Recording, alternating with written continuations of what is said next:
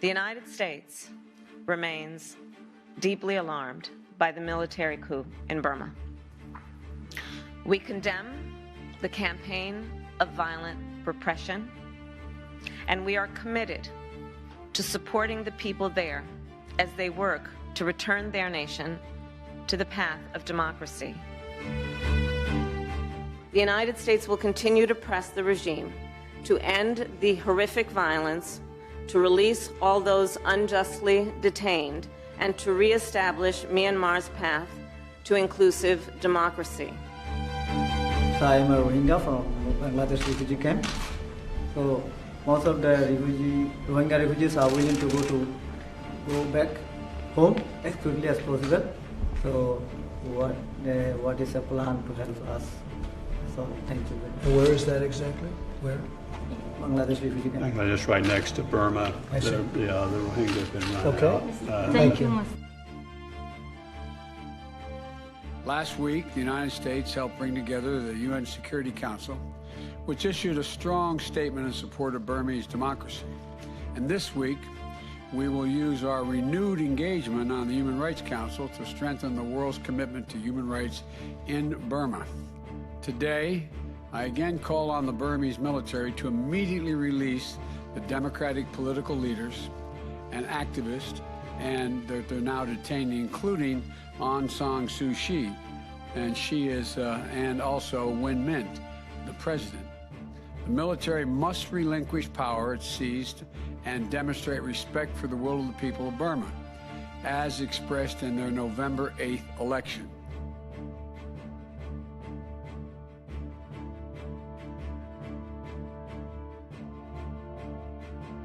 Welcome to the Insight Myanmar podcast. Before we get into today's show, I wanted to let you know that we have a lot more written and video content on our website. If you haven't visited it yet, we invite you to take a look at www.insightmyanmar.org. In addition to complete information about all of our past episodes, there's also a variety of blogs, books, and videos to check out, and you can also sign up for our regular newsletter. But for now, enjoy what follows, and remember, sharing is caring.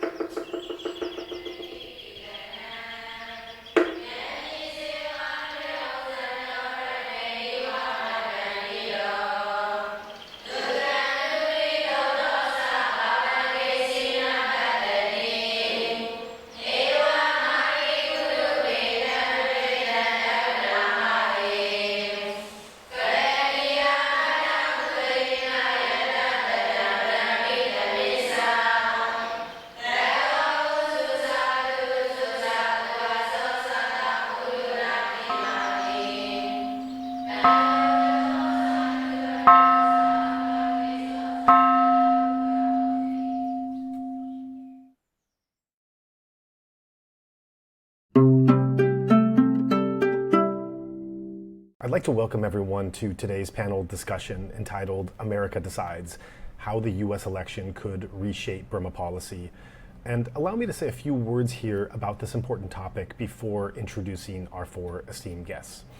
First of all, it's essential to recognize the gravity of this moment, not just for the United States, but for Burma. And as we all know, the 2024 U.S. election holds significant implications for American foreign policy. This is especially true in Southeast Asia, where Burma's ongoing crisis continues to demand global attention, even if it doesn't always receive it. The decisions made by U.S. voters could influence the future direction of diplomatic relations, sanctions, humanitarian aid, and support for the democracy movement in Burma. And so the stakes for Burma could not be higher. As the U.S. undergoes its own political transition now, so too does its role in shaping global responses to authoritarianism and human rights abuses. So today, we will explore the potential shifts in policy depending on the election outcome, and considering how a potential Harris or Trump administration might approach Burma's current political, economic, and humanitarian challenges. So let's discuss how U.S. leadership post-election might engage with Burma's fight for democracy and freedom. And with that, I would like to invite the panelists to introduce themselves and a bit of their background. I'm Scot Marciel. I was a U.S. diplomat for a very long time and finished my diplomatic career as U.S. ambassador to Myanmar from 2016 to 2020. Since then, I've mostly been at Stanford University and also doing some work with our group, Asia. Hi, I'm Mike. I basically spent the 2 years after the coup building grassroots pressure to pass the Burma Act. And then the year after that, kind of running between the State Department and other federal agencies and the Hill, trying to get the appropriation as high as possible for Burma. And so that brought me all over the country, to Kentucky, to Indiana, getting people to call their members of Congress and pressure. And because I like thankless and grueling work, I'm now in Philadelphia with the Harris campaign, just to put all my cards on the table. So doing a lot of door knocking here as well. So. Thank you, Joe. My name is Yun Sun. I'm the director of China program and co-director of East Asia program at Stimson Center. We're a Washington-based security think tank. So my work on Burma started in 2008 when I was the China analyst for International Crisis Group. That's also when I first visited the country. And I follow Burma's foreign relations, especially the China-Myanmar relations. I also follow very closely what the ethnic groups in northern Myanmar, especially those along the China border, has been. What is their strategy? What is their plans and their activities? So I always say that China is my work and Burma is my hobby, and it's a great country to study. Thank you. Thank you, Joe. Thanks for having me here. And really, I must say it's a true honor and privilege to appear alongside the likes of Ambassador Marciel, of course, Hyun and Mike, who have done so much and continue to do so much for Myanmar. My name is Jack Myint. I'm from Myanmar, born and raised, and I came to Washington in around 2011. When, as you know, it's a critical turning point, I would say, of change for my country, and got to witness firsthand the country's opening and engagement to the outside world, but from a Washington perspective, right?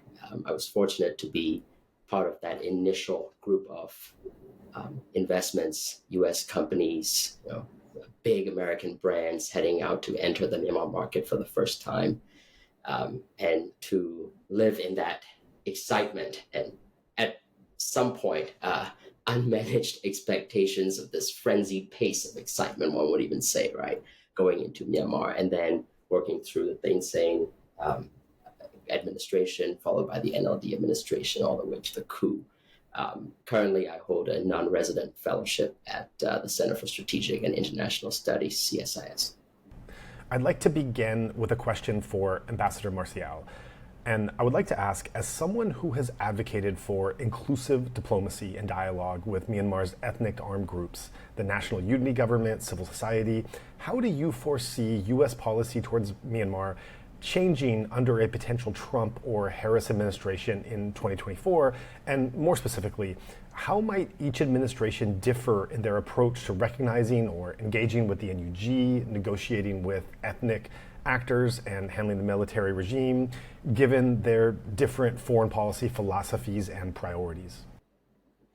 Yeah, it's always a difficult question, particularly ahead of an election where candidates, and I would say particularly in this election cycle, it strikes me that there's been really limited discussion of foreign policy topics in the campaign so far, other than Ukraine and Israel, Palestine, Middle East, a little bit of China. So it's hard to know based on what's been said publicly. My expectation would be that a Harris administration would broadly follow what Biden has done. There'll be different people, and I'm sure there'll be some changes, but I would expect it would be in the same general framework of caring about democracy and human rights. And in that respect, I would think probably more continuity than anything else. With Trump administration, it's harder to know. The one thing about Donald Trump on foreign policy is it's very unpredictable. He himself has minimal knowledge of the world. And it's also that nobody, at least I don't have a clue who would serve for him. And I think the reality is, honestly, neither one of these presidents are going to take up Burma, Myanmar as a cause themselves. I think that would be very unlikely. Same for the vice presidents. They could prove me wrong, but I think that's unlikely. It's probably going to be at the Secretary of State, National Security Advisor, or even lower levels. And there, again, it depends so much on who would be put in place. I understand that Vice President Harris has it's been reported at least that she's planning to replace the Secretary of State and National Security Advisor. I would assume that Tony Blinken and Jake Sullivan are exhausted anyway and looking to move on. So a lot will depend on who they put in place. As I said, with Donald Trump, it's very unclear to me what, not only who, but what kind of people would be willing to serve in a Trump administration on foreign policy. And I think what's key to understand is that it all depends whether there's a champion. Is there going to be a Burma/Myanmar champion in either a Trump administration or a Harris administration? And that we just don't know yet. Would Kurt Campbell stay on in some role in a Harris administration? I don't know. Kurt has I think kind of had the lead on Burma policy probably more than anyone else. So that's a question. In the past, you had Mitch McConnell as a big champion, others on the Hill. You had Laura Bush during the George W. Bush administration, who was a huge champion. So I think absent a champion, you're going to probably get more of the same from Harris and less predictability with Trump. I think the Trump administration would probably care less about human rights and democracy. So it would be a matter of whether their concern about China would trigger any kind of shift in policy. So beyond that, in terms of engagement with the NUG and ethnic armed groups, I would expect a Harris administration would continue that. I think initially a Trump administration would as well, just based on inertia. But after that, it would depend on who's playing the key roles. Thank you for that answer. And this also offers a segue into our next question of looking more specifically at China and Chinese relations. And so the next question is, Yoon, considering your extensive research on China-Myanmar relations, how do you think a 2024 election victory for either Trump or Harris could impact China's approach to Myanmar? And specifically, how would each administration's policies towards China and Southeast Asia as a whole, in general, alter Beijing's engagement with Myanmar, especially given the current geopolitical tensions and China's interest in maintaining influence in the region? Thank you, Joel. That's a great question. And just to build upon what Ambassador Marciel has discussed, I think it primarily depends on how much attention and policy priority that the new administration will assign to Myanmar. Because for China, there is some independent variable in China's policy towards Myanmar that does not change, regardless of who is in the White House. China's top priority is border security. Second priority is connectivity through Myanmar, and the third priority, I call it, to deter Western influence, was the expansion of Western influence in Myanmar. So if you think about it, the U.S. factor really plays into the third category, but it largely depends on how much policy initiative Washington would demonstrate towards Myanmar. And like Ambassador Marciel said, I think that I expect, and I think the Chinese also expect a Harris administration to continue the current policy of the Biden administration. There will be a lot of continuity. Persistent pursuit of democracy, human rights, and support of NUG. But if we look at China's policy since the coup, the most consequential interaction has not happened between U.S. and China, I would say, on Myanmar after the coup. It's more between, we could say that between China and ASEAN, among ASEAN countries themselves. The U.S. has played a major role trying to pull together an international coalition, but I would say that in the Chinese assessment, U.S. ability to influence the domestic development in Myanmar currently is limited. Not that China has a deterministic ability to influence the domestic politics in Myanmar either, but I think without a more interventionist U.S. policy, China is willing to stand aside and watch how things evolve organically inside Myanmar. If Trump is elected president, I think people anticipate more volatility between U.S. and China. Maybe not a free fall from the very beginning, but deterioration of bilateral relations is indeed expected.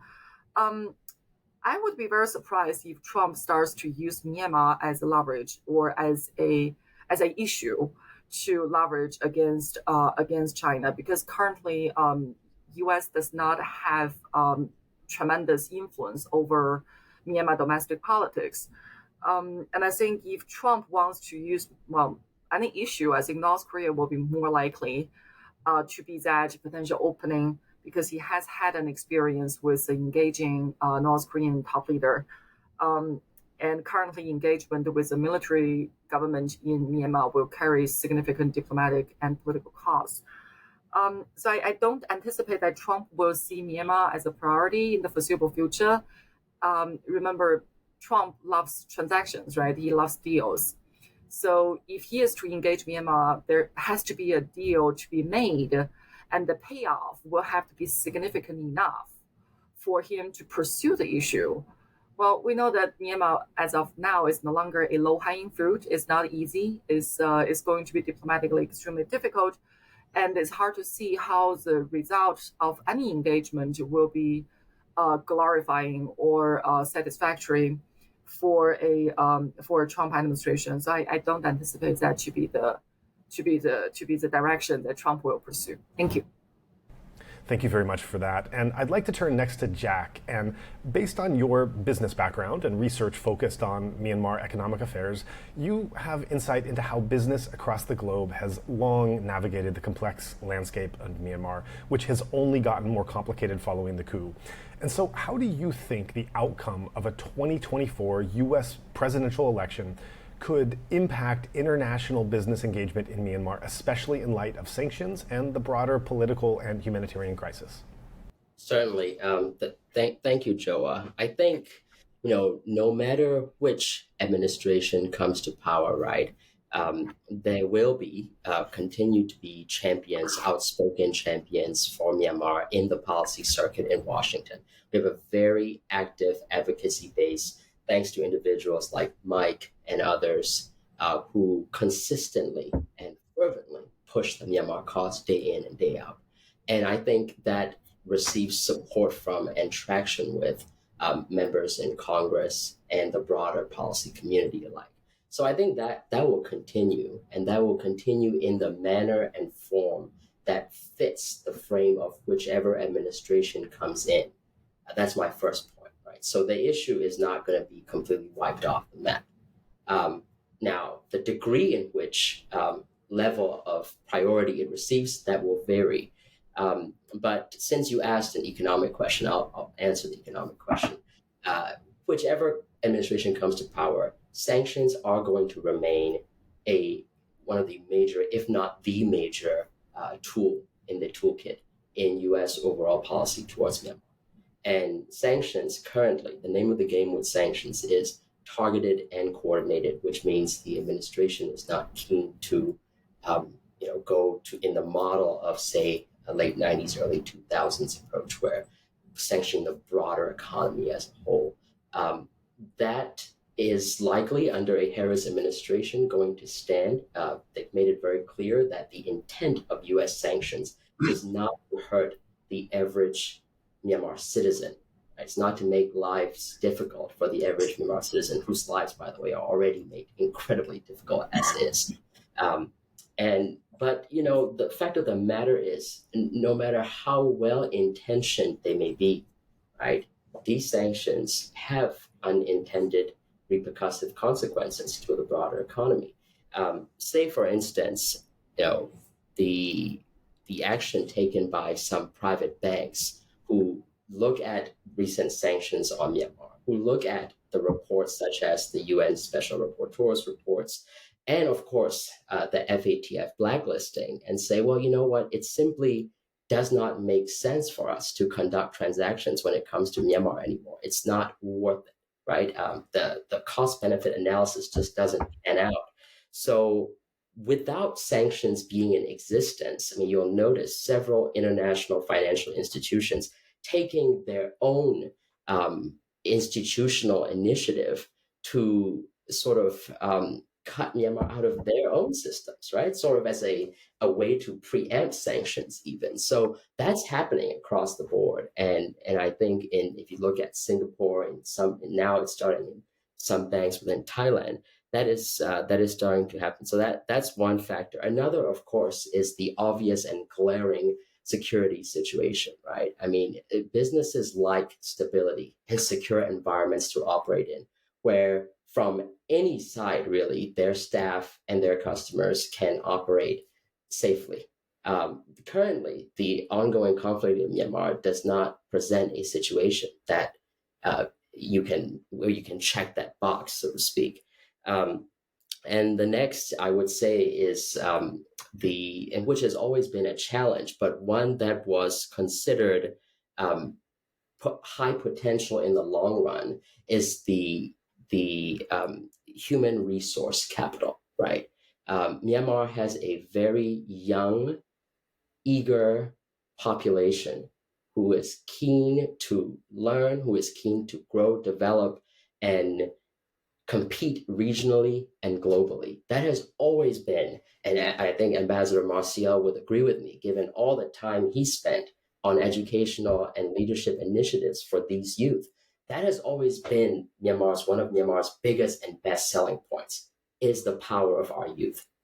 Now, Joa, you look at the situation today, and what do we have? We have the biggest mass exodus of Burmese youth leaving the country because of fear of conscription, because of a lack of proper education system, because of opportunities to access quality jobs.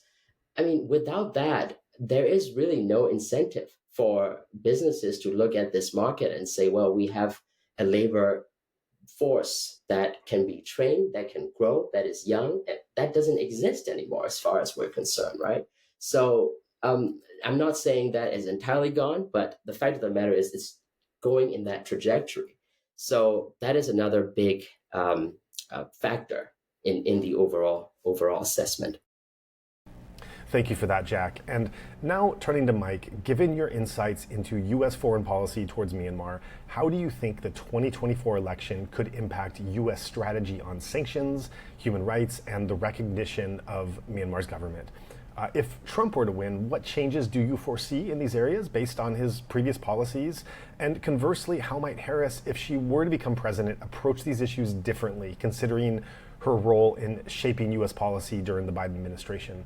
And lastly, Mike, how do you think the outcomes of both the 2024 presidential and congressional elections could impact the future of the Burma Act and U.S. recognition of the NUG? Cool. Yeah, great question. So I think, like, just to echo what a few people said, like, one question is, like, who's driving the boat right now? And I think Congress does play an outside role in this. I mean, they're often calling people from the State Department in front of them, both publicly and privately, to ask, how is the Burma Act going? Like, what are you doing? Are you implementing what we told you to do? And I think that will continue no matter what administration it is. And, as Jack says, I think that means there will be a certain continuity. And I think then it's like, okay, to what ends is that currently happening? I was recently in Chiang Mai, like as you are, Joa, right now, and it does seem there has been a shift in the way that the U.S. is giving aid. There's a lot more focus on local governance and questions of local governance, and I expect that will continue definitely with the Harris administration. I think likely with the Trump administration. I think one thing that has also been highlighted by Ambassador Marciel and others is the chaos that Trump puts into the system. And I think, as we all know, cooperation is very important for all of these issues. Like as Jack pointed out, for the sanctions, like the U.S. does not want to go it alone, which I think is very smart. They want to cooperate with allies. If we're in some kind of bizarre trade war where we have huge tariffs on Singapore for something having nothing to do with Burma, or whatever, who knows? That's not going to help cooperation in other realms. And so I think that's a serious issue. I mean, even humanitarian aid given over the Thai border depends on cooperation from the Thai government. And so I think that's a serious risk with Trump, and I think it's something that we can anticipate. Just to go into a few realms which are related to foreign policy but haven't been mentioned, temporary protective status, which a lot of Burmese people are currently in the United States on, has recently been put under threat by the Trump administration, which is really callous statements about Haitian refugees who were here on the temporary protected status. So I think that's something to worry about. And the refugee resettlement program, I mean, it is kicking back into gear. As we know, last year, the Trump administration, I think that the number was 0 that we took. So, all of that, I think those are relatively predictable changes in a negative way. And I think just the chaos, especially because all the foreign policy goals we've been talking about do depend on some degree of cooperation. I imagine that being harder under a Trump administration. I think it's very likely to be harder under a Trump administration. Whereas Harris, I think you'll see a lot of continuity. All right, thanks for that. And we're now moving into our portion of the discussion where I will be asking some general questions, and feel free to respond naturally as conversation and discussion progresses. And the first question I would like to pose to the group is, how do you think the U.S. might respond to a likely sham election in Burma under the military regime? How would that response be different under a Trump or a Harris administration? What factors might influence the direction of their respective policies, and how might their approaches shape the broader international community's reaction to such a sham election? I would think and hope that under a Harris administration, there would not be, that they would be deeply skeptical, as they should be, of any election that's particularly managed by the military, by the junta, because there's no question that it would not be a legitimate or credible election. And I think a Harris team would see that. With Trump, it's hard to say. It's really hard to say. I think, again, this is impolitic of me. My guess is Donald Trump has no idea that there's a country of Myanmar. And so it all, who's going to be in charge of this? And we have no idea. But as Yun pointed out, I mean, the Trump team tends to follow fairly transactional approaches. So it would be all, is there some benefit that they see of maybe not supporting, but at least tolerating or accepting election? Maybe. I don't know. Really hard to predict. So I'm on the same page with Ambassador Marciel on this one. I think because of a degree of continuity in the Harris administration, any attempt of an election of any kind, at this point I find it quite skeptical, right, that a nationwide election can be conducted, especially in this security environment. Seems pretty unlikely. But even if something were to be constructed to enable that to happen, it will receive skepticism and resistance from mostly Western nations. I think it's also a matter of how the elections are framed and pitched to begin with, right? You have now if you look at the meetings between Wang Yi and SAC leaders, current and former SPDC leader, you get a sense of the junta proactively seeking China's help and support in their election efforts. China also seems to, at least from all the open source data I can gather, seems to look at elections as a possible, potential, credible way out, or as some are saying, face-saving exit for this junta, right? Because they see, okay, as some central institutional degree of authority, this military as an institution cannot fail beyond repair, right? That is something that I think the Chinese leadership think. And so what can be done in a way that gives them some degree of respectable exit? And really, there's no other option. So what we need to be really looking at is, if China were in fact going to be, quote unquote, helping the junta with its elections, is not so much the electoral process. I mean, it's laughable, right? China helping the conduct of elections. I mean, let's be real here. By help, what we're really talking about is, can China sell this or convince this among ASEAN? If they can pitch it and sell it to ASEAN, many of ASEAN members, if I may say, are already quite fed up and tired with the situation in Myanmar, not to mention the behavior of the junta leaders, bringing down what they believe to be ASEAN's collective progress, right? Why do we keep having to deal with this matter? There's a general sense of exhaustion within ASEAN on this. So if China were to successfully convince several ASEAN states to go along, or if some ASEAN member states within themselves convince themselves to go along with this, I think in terms of regional support, pretty quickly the likes of Korea, Japan will tag on that bandwagon.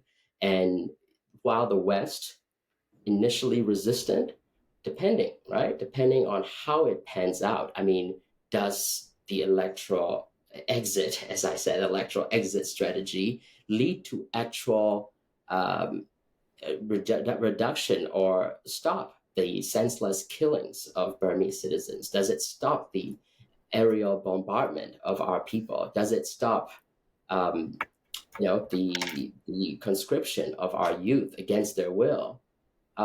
If those real, pragmatic, positive outcomes do become a result, I think that initial resistance, even from the West, will wane.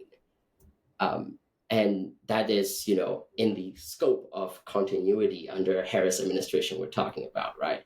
If we were to look at the Trump administration, again, I think we're a broken record here. The unpredictability factor goes off the roof, right? It's just, you don't know, right? And because I believe that personnel is policy, and I don't know who is going to be around Trump in making these decisions. Anyone in the previous Trump administration who even had a modicum of institutional degree of operational competence are now on CNN and Fox speaking out against the guy. So, we don't know who's coming into this policy fray. And so unlike North Korea, I don't think Trump is going to be interested in making a deal with the military leadership. And although I've been hearing from that on the ground, the military leadership were looking forward to a Trump election because they thought they could make a deal. But Trump sees no value in them. Trump doesn't see them as a credible threat or an ally. I mean, Kim Jong-un has nuclear weapons. Sure, that is, in Trump terms, a real power politic mechanism or reason to justify talking one-on-one with. What does Myint and his cohort of military men have to offer that, spike Trump's interest? Literally nothing, right? So I think the likelihood of them getting that is slim to none. That said, depending on how far and long Trump pushes his or looks at Myanmar in the frame of his overall China policy, we'll have to see. We'll have to see how far China the conflict with China gets pushed, and then how Myanmar gets used. But outside of that frame, I don't see any independent interaction. I appreciate what Jack just shared about China and the election. I was just in Yunnan last month, trying to understand where they are. So I think here's a challenge. It's not just the election; it's also what happens after the election, right? We know that the election will be manipulated. We know that the military-supported political party most likely will prevail, but it still does not answer the question: who will be the president? And across the board, you hear this speculation, at least among Chinese observers, that, well, Myint Aung has this obsession, that he has this obsession, a presidential dream, that he will aim to become the top leader of the country. And if that is indeed, well, let's look at just hypothetically, let's say there is a manipulated election, and the election in the end, well, let's say that by some chance produced a government like the one in 2011, and it was not led by Senior General Deng Shui. Instead, it was led by General Deng Sen, who took off his uniform and became a civilian politician. So I think if that is the case, meaning there's someone else, whether that someone else will be reform-oriented, but someone else from within the military that will be leading the country, I think that will be one scenario. But if indeed, like what the speculations have said, that Myint Aung has this obsession about being president, in the end, he maneuvered his way to become the top leader of the country. So I think that result is not only going to be difficult for the West to accept, I think the Chinese are also going to have a very difficult time explaining why this is anything new, that why this new government is different from the previous SAC. And for ASEAN, I think mainland ASEAN countries are very unlikely to pose a strong opposition of the result of the election. They might frown, they might shrug, they might express their disapproval, but I don't expect them to come out and say that directly or publicly. And that's very, very ASEAN, especially very mainland ASEAN. So I don't think that ASEAN, especially mainland Southeast Asia, will require a lot of persuasion from China to adopt that position. But again, I think it very much depends on what the election will render, not just the result of the election, but also what the new government will look like and who will be leading it. Then, since the question is also about how the U.S. administration will respond to that potential election, let's recall, Ambassador, you were in Myanmar during the first Trump administration, pretty much overlapped the whole duration. I remember that we called Trump's policy towards Myanmar a benign neglect. But this was Aung San Suu Kyi, this was NLD government, so it was a completely different era. But I think there was a secret happiness among some of us Myanmar observers that Myanmar was not a priority for Trump. And he did not spend too much time or resources to, quote, unquote, mess up the country. I don't know if we are going to continue to see that, if there's going to be a second Trump administration. I agree with Jack and Scott. I think the chances that Trump does not see enough payoff, that Myanmar is simply not that consequential. It's not a nuclear proliferator. It's not there's human rights issues, but a lot of other countries do too. And Myanmar, I doubt that it will be significant enough piece of leverage to make a deal with China either. First, you will have to convince the Burmese military to align with the United States, which is a very big task. And secondly, even if you're able to convince the Burmese military to align with the United States, China still has significant, if not critical, influence over the ethnic groups in the north, right? Which means that the Myanmar military's position by default is vulnerable. It's going to be operating from a position of weakness, not strength. So based on these factors, I feel that even if Trump wants to somehow treat Myanmar as a strategic leverage vis-a-vis China, the chances that it's not going to be the ideal target to process. Thank you. Great. So let's move to our next question for the panelists. And I would like to ask, given Russia's expanding influence in Myanmar, particularly in military and economic cooperation, how might a Trump or Harris administration respond differently to increased Russian-supported influence to the military regime? And considering in particular Trump's past connections with Russia, as we all know, how do you think that might influence U.S. engagement in Myanmar? And on the other hand, how might a Harris administration address Russia's growing involvement in the region? And what implications could this have for greater U.S. strategy in Southeast Asia? You know, this is something that people I was around over the past 3 years would mention a lot on the Hill. I never saw it get a ton of traction, and I never saw much evidence that state or NSC or any of the other bodies that I try and meet with as regularly as possible were making decisions based on that, relationship. My feeling is that it's generally much like the idea of using Burma to counter China, using Burma to counter Russia is also seen as just too unpredictable. And so I wouldn't imagine like a really big picture shift around that particular issue. Whatever small things they do to counter Russia in the region, that's not something I'm particularly aware of. I mean, I'm sure it's being done, but I don't understand what exactly is happening in that way. I'd love to hear what Ambassador has to say about this topic. But observing the interaction between China and Myanmar and Russia in Myanmar, which has been a big talking point, that people would question that, well, Russia is developing more influence in Myanmar. What does it mean for China? Is this going to be an issue of diverging interest? Is Russia upstaging China? I think the interpretation of that, what we have seen from Russia, the pattern with the modus operandi since the beginning of the war in Ukraine, is that Russia has been trying to develop alternative sources of leverage. And that plays a big part into Russia's engagement with Myanmar.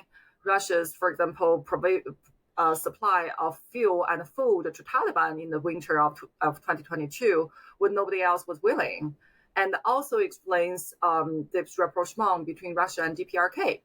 So we're seeing this repeated effort from Russia to engage the pariahs, basically.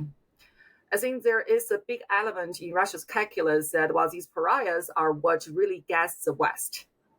So potentially Russia's influence over these countries could potentially turn into Russia's leverage in dealing with Western countries. But unfortunately, what we have seen is that none of the three countries is really on the U.S. radar. On North Korea, we have strategic patience 2.0. On Afghan Taliban, we basically want to sweep it under the floor, under the carpet, and never talk about it. And same thing on Myanmar. I don't see a lot of active initiative, even from the Biden administration, in terms of how to change things, mobilizing internal and external resources to influence the country. So I think Russia's primary goal is to develop policy leverages on these issues vis-a-vis the West. I don't think it has been successful so far. I don't think it will be successful down the road unless there's a significant interest somehow from the next administration on Myanmar, on North Korea. Otherwise, there's no leverage to begin with. Thank you. Yeah, I agree. I think, looking at how the U.S. government actually operates, there'll be the Russia-Ukraine people are focused on Russia-Ukraine. They might, if they're to the extent they're focused on third countries, it's Iran or China. Myanmar is, number 28 on the list, if that. And then for the people working on Myanmar on Asia, if I were there still, I would try to use the fact of what Russia is doing to try to generate a little bit more interest at higher levels in the government. And probably that's being done. And, and here's one more reason why we should pay more attention to Myanmar. But that's about it, I think. And it doesn't sound like it's really gained much traction, as Mike said. Yeah. Yes, I'm in the same boat here in terms of thinking. I think there is that angle has been played, and Mike can offer more insight into that. But that angle has been played, but it received no traction, right? Because at the core of it, folks realized that the Russia-Myanmar relationship, in the broader strategic sense, is really just a paper tiger at best, if you think about it. The SAC's junta's current relationship with Russia will exist as long as the SAC has the money to keep putting into Russia's coffers in purchase of weapons and others, many of which overpriced, if I may add. But that's besides the point, right? As soon as that burns out, or that is no longer a case, that it won't have strategic, long-term, or even relationship-based continuity on that front. Whereas with China, that's not the case, right? With China, if you want to look at it from a more security landscape, we have a proactive modernization of Japan's military offensive capabilities. We have allies and partners with South Korea. You look at Philippines, we're throwing in more money and resources into Philippines military modernization. So if you look at every angle and U.S. ally partner in the region from a security perspective, China will see Myanmar as its one point where if they would like, or if they in the potential face of a blockade, and I don't know what Yun would think about it, the Myanmar as the one point of entry with its Jiaopyu seaport to be able to access the resources that it brings in from, say, Africa, with a point of stop over in Sri Lanka through Jiaopyu into mainland China. That's the only point of entry that they can. I mean, we call it, the Malacca dilemma, right? So there is a profound, broad strategic interest and geographic interest, historical affiliation with the China angle. With Russia, that there is no angle, right? So it's all smoke and mirrors as far as I'm concerned. Thank you. And the last question I'd like to offer for the roundtable discussion in this panel is, what do you think could happen if the Burmese military is soundly defeated on the battlefield by the resistance? How might a Trump or Harris administration respond to such a scenario, and what challenges or opportunities do you think could arise for U.S. policy in the region? I think a defeat, whether it's on the battlefield or a political defeat of the military, and presumably some transition government, at least for the U.S., would create an opportunity for a leadership role, not in terms of shaping the future of Myanmar, but in terms of trying to organize a major international effort on humanitarian relief, helping to rebuild the economy, those sorts of things. That's much more likely to happen, in my opinion, under a Harris administration, just because it's kind of normally what the U.S. would do, than under a Trump administration, where, again, it's going to be that, well, what's in it for us kind of situation. Again, with the huge caveat that it'll depend so much on who a Trump administration would have as Secretary of State, National Security Advisor, those sorts of things. If you get some reasonably competent, rational person, maybe. But I think much more likely with Harris. I don't think it's a problem for stability in Southeast Asia. I mean, short term, yes, there'll be probably more displaced people and these sorts of things. But my argument would be the current situation brought about by the coup and the military disaster is actually much more disruptive of Southeast Asia than a transition. Yeah, those are great points. I'll just weigh in with some more ideas and then keep going. I think it really depends on what form this transition takes. I mean, if you have, I think what we all want and what would be ideal, like the military stepping down or at least stepping back and allowing for the sort of institutions of at least central Myanmar to be democratically elected, and then some kind of agreement that brings all the different, or at least many of the different ethnic armed organizations, like into that government in a way that's democratic. And I think the U.S., like as Ambassador Marciel said, like we've played a role in those sort of transitions in a lot of places, and I think that we would do that. We're well equipped to do that, and not only the U.S. government, but a lot of foundations that are located here in the United States. I mean, if you have a situation where you have like little sort of cantons or little small statelets, and the level of cooperation is low, the conflict between them is high, the tension remains for a long time. I mean, and you don't have to look far to see something like that. Like Northeast India has been like that for 70 years, you know, and recently the conflict has increased there. And, you know, it was literally the same governance institutions that they came out of under the British Raj. And I think, I mean, I obviously am supportive of transition and whatever form it looks like, but it does worry me, and I've said it publicly a lot of places, like the degree to which, when I've met with lots of different groups, the concern often isn't the future of Burma, but the future of their ethnic group and the ability of their ethnic group to govern what they consider to be their ancestral territories, which, like all sort of nationalist movements, like the problem with that is, like, you know, ancestral territories overlap, right? And that people don't easily divide into neat little ethnically based territories.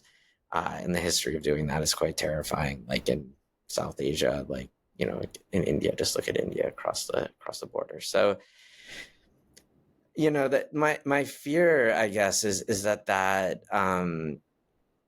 sort of outcome prevails, and then I think that makes the question of how does the U.S. interact with that polity really sticky.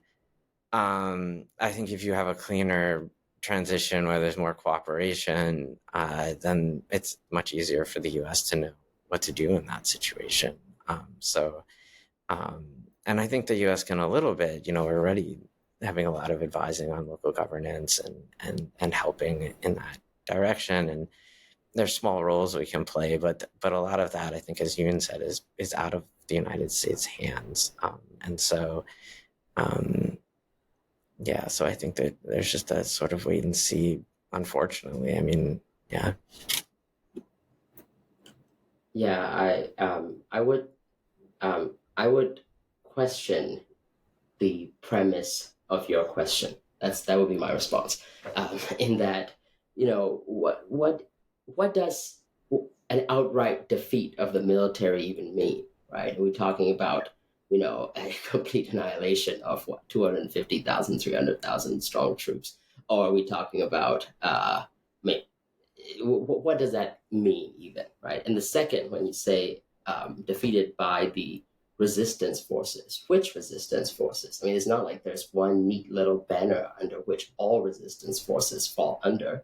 Is it the Northern Alliance? Is it the UWSA with its multiple faceted interests, and not to mention hand in the world's biggest methamphetamine and now heroin production capability? Is the U.S. going to be partnering with them in seek of proper local governance?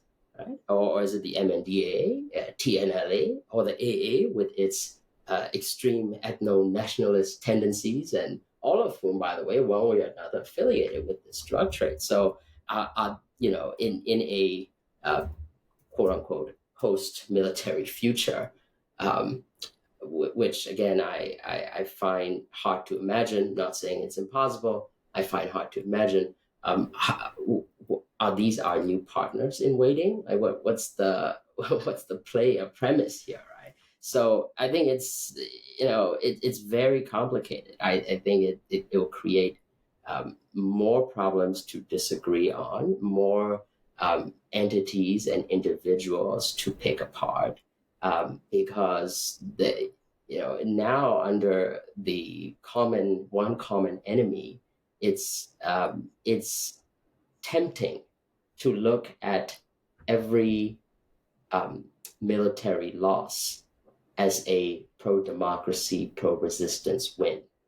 But is it really, right? If we go and really dissect, are they pro-democratic? What is I'm looking at after MNDAA takes over certain territories, how do they treat the Burma Myanmar as a Burma Myanmar, right? In those territories who have lived there for centuries and generations, right? A systematic moving out of Myanmar citizens or targeting of those who hold certain national cards or identification, right? This is consistent in many of these areas that have fallen to, as some may have put it, resistance control now.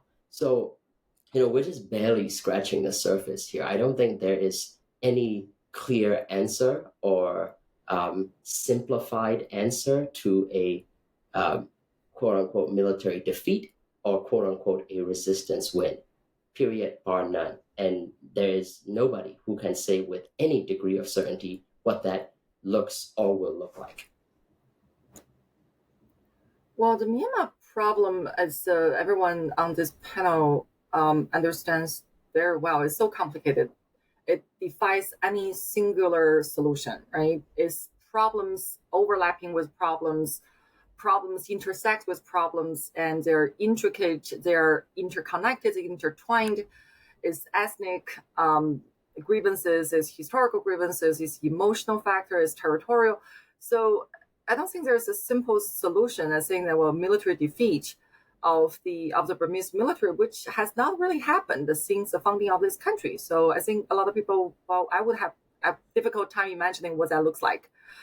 But I think a more interesting question is, since we're talking about the U.S. election, how the U.S. assistance to the resistance could potentially change, regardless of whether they can defeat the military. Some would say that, well, if U.S. is fully supporting the resistance and we're seeing the end of the tunnel, I would question that hypothesis, but I think it is fair to say that U.S. position or U.S. willingness to provide assistance to the resistance is a critical factor for the continuation or for the future of the movement, right?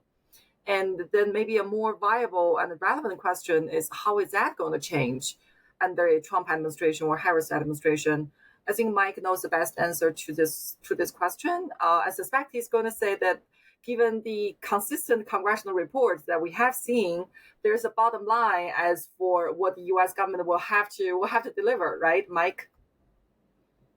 Oh, I wish there was a bottom line. There at least is an intense encouragement from the Congress to spend a certain amount. And we have consistently spent a lot more than is appropriated. So I think that that effort has been worth it.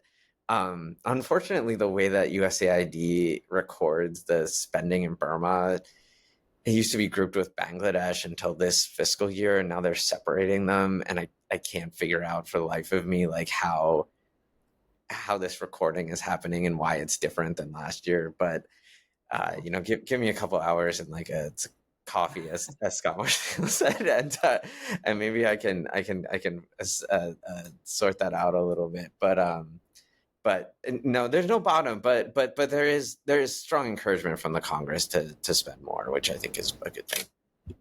So do you think that if there's a Trump administration, Trump says that, well, there's very little return for this investment, I don't get anything out of it, so we might as well just mitigate our contribution? Do you see that happening, or is too small a piece for the whole portfolio anyway, so it's not going to be touched? That's neglect. Totally. He could, but he'd have to notice. Yeah, I think generally foreign aid it will take a cut of some kind under Trump. And just drawing from some of his comments, around Ukraine, right? Blatant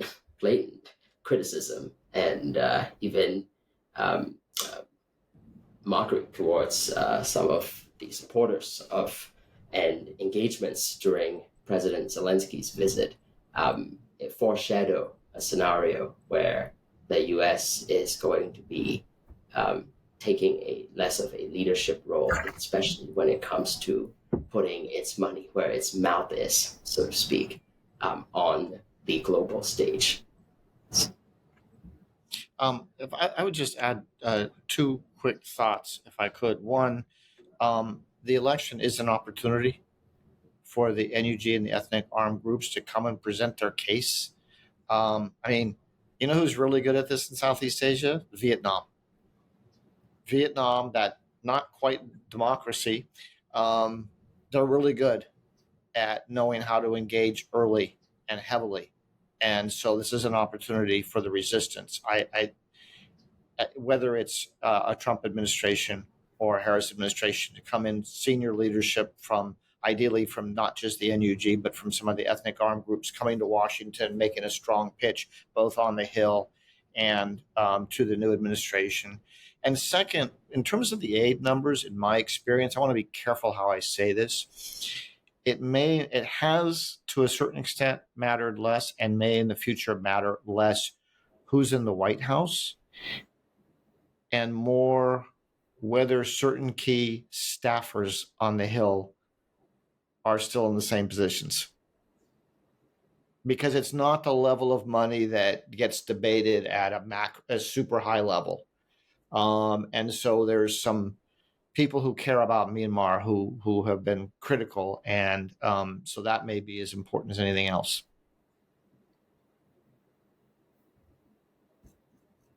Do you foresee, Mr. Ambassador, the nature of the aid changing in another administration? So, do you think it's more likely to stay non-lethal and more focused towards capacity building initiatives, or do you think it will go a little further in on some of the other requirements of the NUG and its ethnic armed group allies? It's hard to say. I don't see this rising to the level where there's, sort of a deputies interagency meeting to go over this. I just don't expect that to happen. So I think it will be more within the USAID family, with some people at state and NSC at mid-level weighing in. And a lot of it will be, here's what we're learning. Because, right, they're learning as this process has happened over the last few years, and they're adjusting their aid based on what they're seeing, and realizing that, support for local governance may actually be more useful and helpful than something that sounds more like a big headline. So I think I would expect it probably will depend a lot more at the highest level would be sort of the USAID administrator, maybe not even that high, but just based on sort of feedback about what's working, what's not, what's helpful, what's not. Barring some dramatic change in the overall environment, I wouldn't expect it to get up to a political level where this is seen as sort of, 1980s backing the freedom fighters under Ronald Reagan. I'd be very surprised. Wishful thinking on my part. Sorry.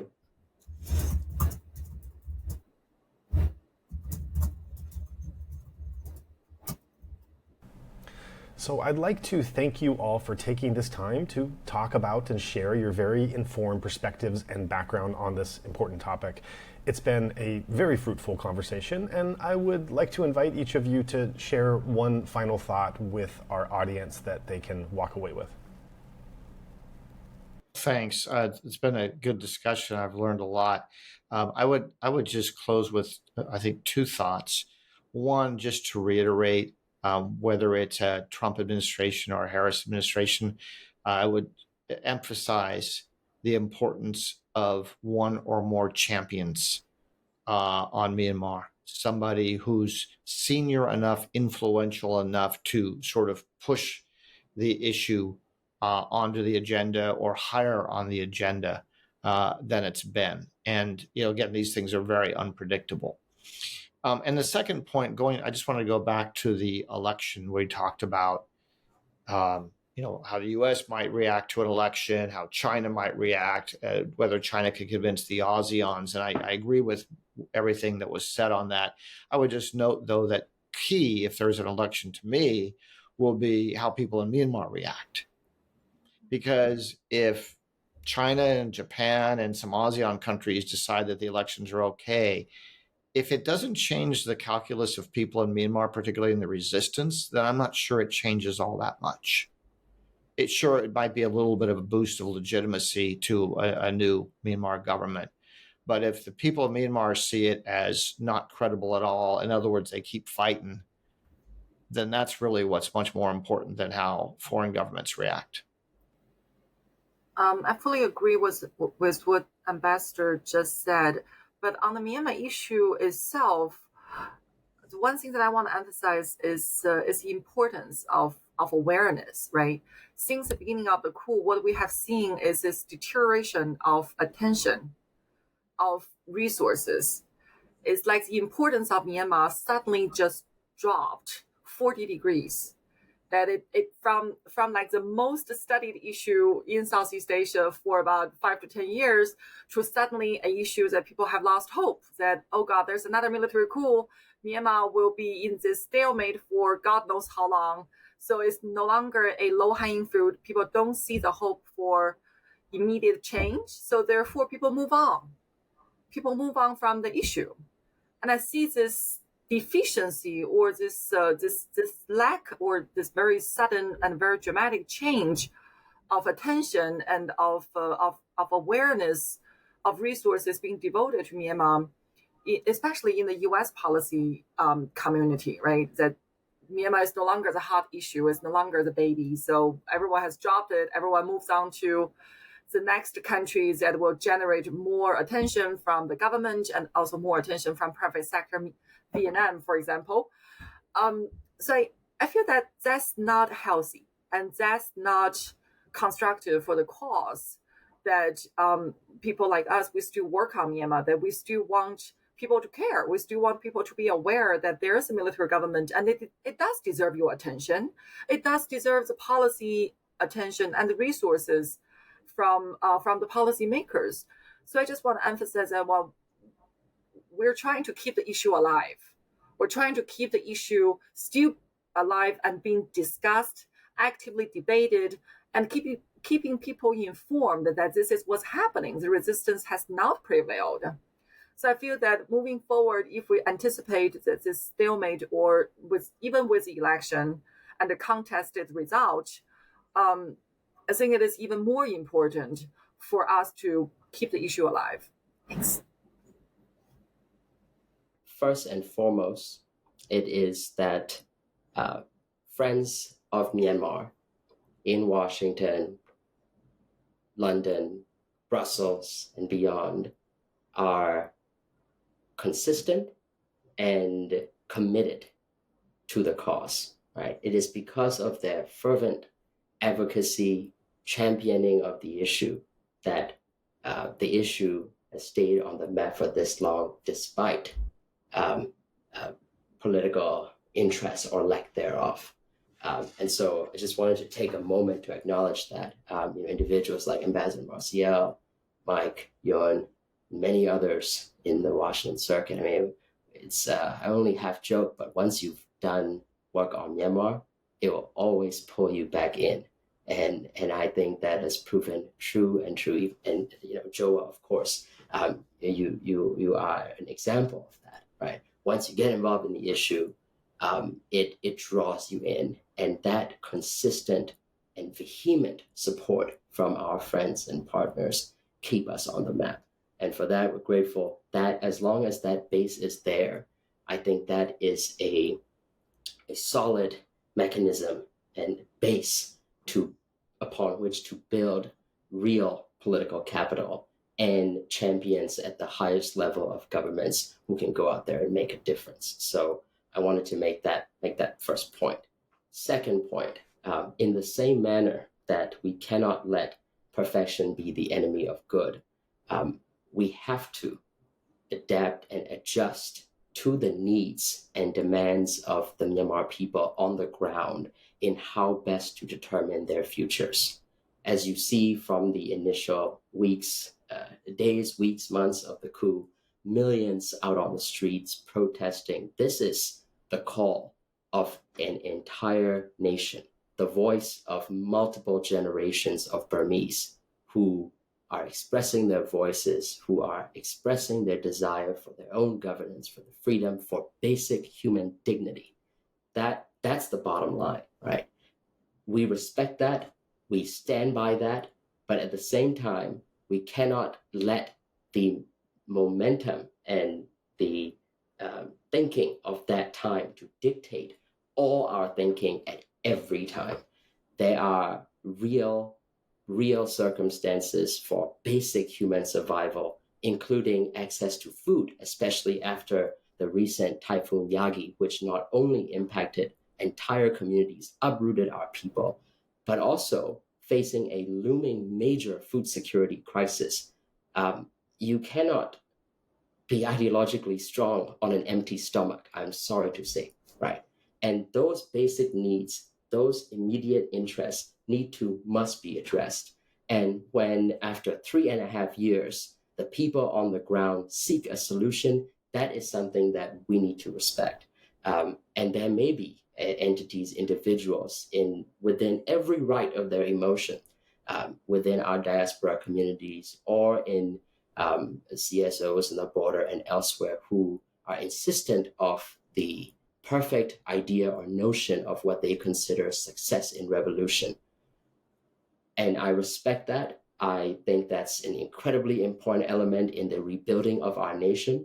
But like I said, the people on the ground in Myanmar are going to determine their future, not those outside. And the people on the ground will do what they need based on their needs for survival, their needs for continuity, and the future that they want themselves and their children to live in. And last but not least, when we speak of our people, I just wanted to end on the note of, never, ever underestimate the persistence of the Myanmar people, especially our youth. We may be in various countries, in various cities, or in hiding in throughout the country, or in other countries doing things that have nothing to do with the resistance and the cause and whatnot. But when given the chance, if given the chance, our people always come back home. You see with the rush of Myanmar youth leaving their high-earning jobs and their promising career trajectories to be part of the rebuilding of their nation in the initial opening of 2011. I still believe in that mentality. I still have faith in the promise of my generation of Myanmar youth who will come back, who will come together to build a better Myanmar for all. Thank you. Cool, thanks. And I'll just wrap it up. I mean, I think that, as everyone said, the importance of champions, and particularly like within the U.S. government context, like the importance of the Congress and the role that it's played in shaping Myanmar policy. And I would just say we do have a lot of friends in the Congress, and they have been built over the past 3 years, 3.5 years, and new faces and people on both sides of the aisle.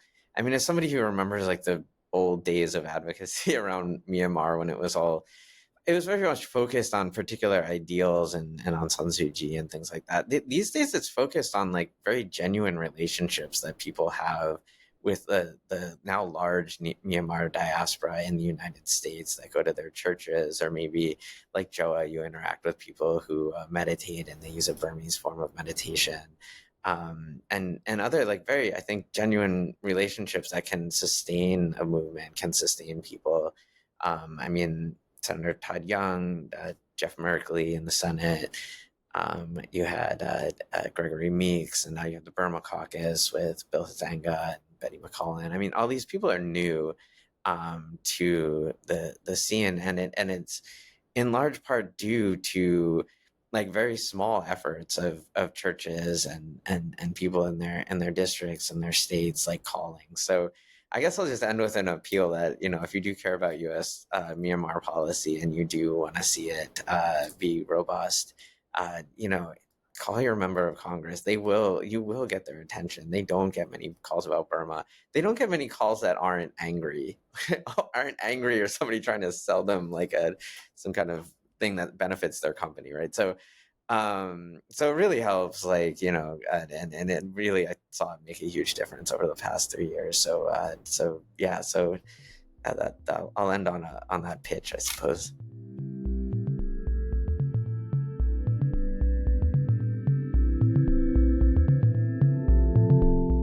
Many of you know that in addition to running the Insight Myanmar podcast platform, we also formed a nonprofit, Better Burma, to respond to the terror that the Burmese military has been inflicting on the country and its people. We encourage listeners to check out our blog to see what work Better Burma has been carrying out, along with the upcoming projects we hope to support. Right now, as I'm sure you all know, and today's interview only reinforced, that the ongoing need is overwhelming. A donation of any amount goes towards those vulnerable communities who need it most, and it will be so greatly appreciated. If you would like to join in our mission to support those in Myanmar who are being impacted by the military coup, we welcome your contribution in any form, currency, or transfer method. Your donation will go on to support a wide range of humanitarian and media missions, aiding those local communities who need it most. Donations are directed to such causes as the Civil Disobedience Movement, CDM, families of deceased victims, internally displaced person IDP camps, food for impoverished communities, military defection campaigns, undercover journalists, refugee camps, monasteries and nunneries, education initiatives, the purchasing of protective equipment and medical supplies, COVID relief, and more. We also make sure that our donation fund supports a diverse range of religious and ethnic groups across the country. We invite you to visit our website to learn more about past projects as well as upcoming needs. You can give a general donation or earmark your contribution to a specific activity or project you would like to support, perhaps even something you heard about in this very episode. All of this humanitarian work is carried out by our nonprofit mission, Better Burma. Any donation you give on our Insight Myanmar website is directed towards this fund. Alternatively, you can also visit the Better Burma website, betterburma.org, and donate directly there. In either case, your donation goes to the same cause, and both websites accept credit card. You can also give via PayPal by going to paypal.me/betterburma. Additionally, we can take donations through Patreon, Venmo, GoFundMe, and Cash App. Simply search Better Burma on each platform and you'll find our account. You can also visit either website for specific links to these respective accounts or email us at info@betterburma.org. That's Better Burma, one word, spelled BETTERBURMA.org. If you would like to give it another way, please contact us. We also invite you to check out our range of handicrafts that are sourced from vulnerable artisan communities across Myanmar, available at alokacrafts.com. Any purchase will not only support these artisan communities, but also our nonprofit's wider mission. That's Aloka Crafts, spelled ALOKACRAFTS, one word, alokacrafts.com. Thank you so much for your kind consideration and support.